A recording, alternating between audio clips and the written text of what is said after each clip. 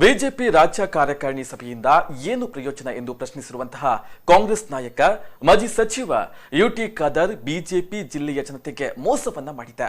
ಇಲ್ಲಿರುವ ಸಮಸ್ಯೆಗಳ ಬಗ್ಗೆ ಯಾವುದೇ ಚರ್ಚೆಯನ್ನ ನಡೆಸಿಲ್ಲ. ಮರಳಿನ ಬಗ್ಗೆ, ತುಳು ಭಾಷೆಯ ಬಗ್ಗೆ, ಎತ್ತಿನ ಹೊಳೆ ಯೋಜನೆಯ ಕುರಿತು ಏನೂ ನಿರ್ಣಯವನ್ನ ಕೈಗೊಂಡಿಲ್ಲ ಎಂದಿದ್ದಾರೆ. ಸುದ್ದಿಗಾರರ ಜೊತೆ ಮಾತನಾಡಿದಂತಹ ಅವರು, ಮಂಗಳೂರು ಏರ್ಪೋರ್ಟ್ ಖಾಸಗೀಕರಣವನ್ನ ಮಾಡಲಾಗಿದೆ. ಈ ವಿಮಾನ ನಿಲ್ದಾಣಕ್ಕೆ ಕೋಟಿ ಚೆನ್ನಯ್ಯ ಹೆಸರು, ಎನ್ಎಂಪಿಟಿಗೆ ಅಬ್ಬಕ್ಕ ಹೆಸರು ಇಡಲು ಏಕೆ ನಿರ್ಣಯವನ್ನ ತೆಗೆದುಕೊಳ್ತಾ ಇಲ್ಲ ಎಂದು ಪ್ರಶ್ನಿಸಿದ್ರು.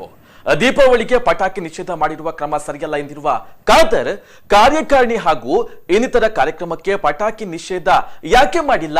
ದೀಪಾವಳಿಗೆ ಬಿಡದ ಪಟಾಕಿ ಇನ್ಯಾವಾಗ ಬಿಡೋದು?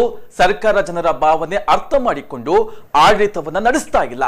ಲವ್ ಜಿಹಾದ್ ಕಾನೂನು ಬರಲಿ, ಇವರದ್ದೇ ಸರ್ಕಾರ ಇರುವಾಗ ಮಾಡಲಿ, ಆದ್ರೆ ಉದ್ದೇಶ ಒಳ್ಳೆಯದಿರಬೇಕು, ದುರುದ್ದೇಶ ಇರಬಾರ್ದು ಎಂದ್ರು. ಈ ಒಂದು ಕಾರ್ಯಕಾರಿಣಿ ಸಭೆಯಲ್ಲಿ ನಮ್ಮ ರಾಜ್ಯದ ಮತ್ತು ಜಿಲ್ಲೆಯ ಜನತೆಗೆ ಏನು ಕೊಡುಗೆಯನ್ನು ಕೊಟ್ಟಿದ್ದಾರೆ? ಬಿಜೆಪಿಯ ಒಳ ರಾಜ್ಯಕ್ಕೆ ಚರ್ಚೆ ಮಾಡಲಿಕ್ಕೆ ಮಂಗಳೂರಲ್ಲಿ ಮೀಟಿಂಗ್ ಮಾಡುವ ಅಗತ್ಯ ಇತ್ತಾ?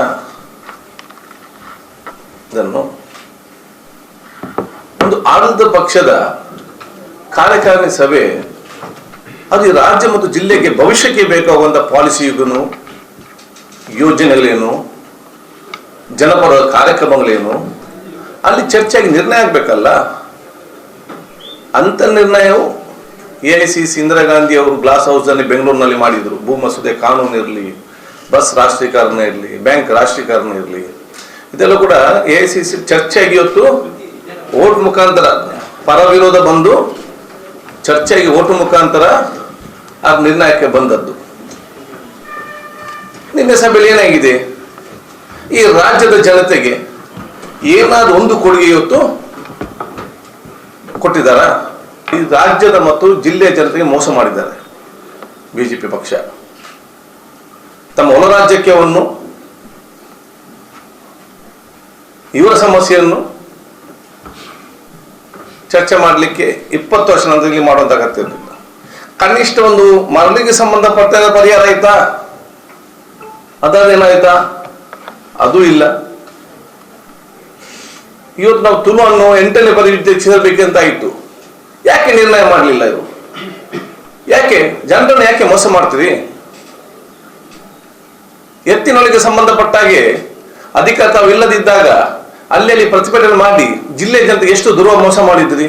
ಯಾಕೆ ನಿರ್ಣಯ ಇಲ್ಲ? ಮಾತಾಡಲಿಲ್ಲ ಅದ್ರ ಬಗ್ಗೆ, ಏನು ಸಂಬಂಧಪಟ್ಟ ವಿಚಾರ ಇಲ್ಲ. ಏರ್ಪೋರ್ಟ್ಗೆ ಕೋಟಿ ಚೆನ್ನೈ ಹೆಸರು ಇರಬೇಕು, NMPಟಿಗೆ ಅಬ್ಬಕ್ಕನ ಹೆಸರು ಬರಬೇಕು. ಯಾಕೆ ನಿನ್ನೆ ಪ್ರಸ್ತಾವ ಮಾಡಲಿಲ್ಲ? ನಾವು ಸರ್ಕಾರಿ ತೀರ್ಮಾನ ತಗೊಂಡಿದ್ದೇವೆ, 20 ವರ್ಷ ನಾವು ಜಿಲ್ಲೆಯಲ್ಲಿ ನಾವು ಮಾಡ್ತೇವೆ, ನಾವು ಜಿಲ್ಲೆಯಲ್ಲಿ ತೀರ್ಮಾನ ಮಾಡಿದ ಕಾರಣ ನಾವು ಜಿಲ್ಲೆಯಲ್ಲಿ ಈ ಕೊಡುಗೆಯನ್ನು ಕೊಡ್ತೇವೆ ಅಂತ ಹೇಳಿ ಯಾಕೆ ಒಂದು ಮಾತನ್ನು ಕೂಡ ಹೇಳಿಲ್ಲ?